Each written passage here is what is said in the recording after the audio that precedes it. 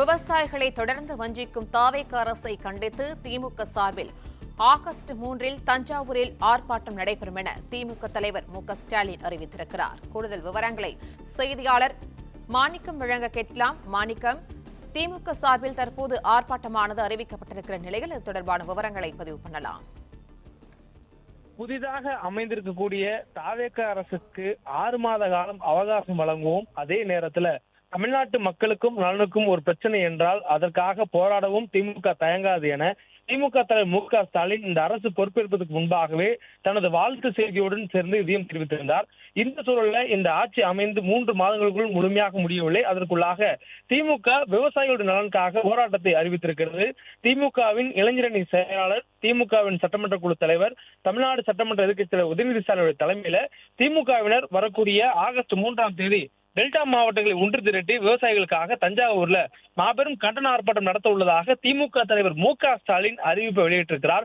அதற்கு மிக முக்கிய காரணமாக மேகதாது விவகாரத்துல தமிழ்நாடு முதலமைச்சருடைய செயல்பாடு வெறும் அறிக்கை அளித்தோம், பிரதமரை சந்தித்து முதலமைச்சர் பேசியதுடன் தன் கடமை முடிந்துவிட்டது என்ற ஒரு நிலையில் இருக்கிறார். ஆனால் மாறாக கர்நாடகாவினுடைய முதலமைச்சர் அதற்கான பல்வேறு காரியங்கள் முன்னெடுக்கிறார். ஜூன் 11 மத்திய நிதியமைச்சரை சந்திக்கிறார். ஜூன் 12 மத்திய நீர்வளத்துறை அமைச்சரை சந்திக்கிறார். ஜூலை 27 டெல்லியில் கர்நாடகாவை சேர்ந்த அனைத்து கட்சி எம்பியுடன் கூட்டம் நடத்தி மேகதாது அணை கட்ட கடமடை மாநிலங்கள் அனுமதி தேவையில்லை என மத்திய அமைச்சருடைய அந்த கருத்தை மேற்கோள் காட்டி பேசுகிறார். மேலும் ஊடகங்கள்ல மேகதாது அணை கட்டிய தீர்வோம் என்று கூறுகிறார் என அந்த மேகதாது அணை கட்டுவதற்கான பல்வேறு முயற்சிகளை கர்நாடக அரசு எடுத்து வரக்கூடிய சூழலில் அதை தடுக்கவும் அதற்கான சட்டப்பூர்வமான நடவடிக்கை எடுக்கவும் தமிழ்நாடு முதலமைச்சர் தயாராகவும் இல்லை. அதே நேரத்தில் பிரதமரை சந்தித்து வலியுறுத்தியதோடு அவருடைய செயல்பாடு நிறுத்திக் கொண்டார் என்ற குற்றச்சாட்டை முன்வைத்திருக்கிறார். மேலும் அவர் ஆகஸ்ட் 3 அன்று கர்நாடக முதலமைச்சர் நேரில் சென்று சந்திப்பதாக வேளாண் துறை அமைச்சர் கூறக்கூடிய நிலையில அதை மறுத்து மற்ற சில அமைச்சர்கள் கூறுகிறார்கள். ஆனால் அதே நேரத்தில் கர்நாடகாவை சேர்ந்த சில அமைச்சர்கள் தமிழ்நாட்டின் சார்பாக இந்த விவகாரம் குறித்து தங்களுடன் பேச இருப்பதாகவும் கூட தெரிவிக்கிறார்கள்.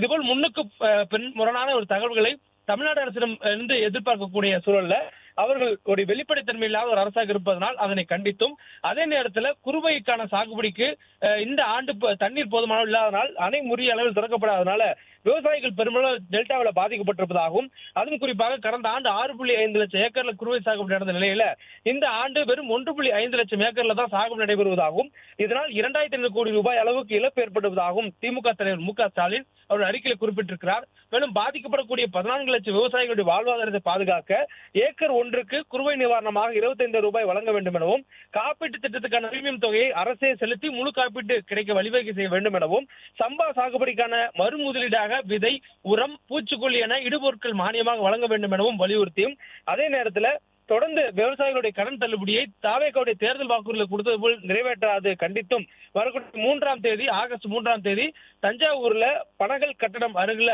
காலை 10 மணி அளவுல திமுகவுடைய இளைஞரணி செயலாளர், சட்டமன்ற எதிர்க்கட்சி தலைவர் உதயநிதி ஸ்டாலின் தலைமையில திமுகவினர் மாபெரும் கண்டன ஆர்ப்பாட்டம் நடத்த முடிவெடுத்திருப்பதாக திமுக தலைவர் மு.க.ஸ்டாலின் தனது அறிக்கையில அறிவிப்பை வெளியிட்டிருக்கிறார்.